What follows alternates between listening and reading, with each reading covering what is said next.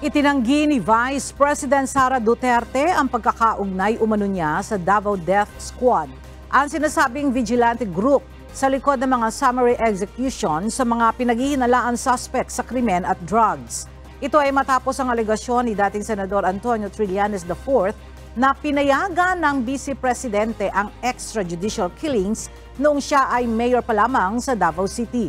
Ayon sa pahayag ng pangalawang Pangulo, noong siya ay vice-alkalde at alkalde pa lamang ng lungsod ng Davao, ay ni minsan ay hindi naiugnay ang kanyang pangalan sa umano'y Davao Death Squad.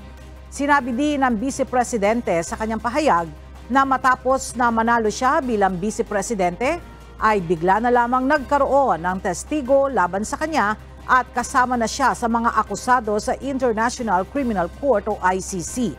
Dagdag pa ni Vice President Duterte, hindi niya kailangan ng death squad at haharapin niya ang anumang akusasyon laban sa kanya.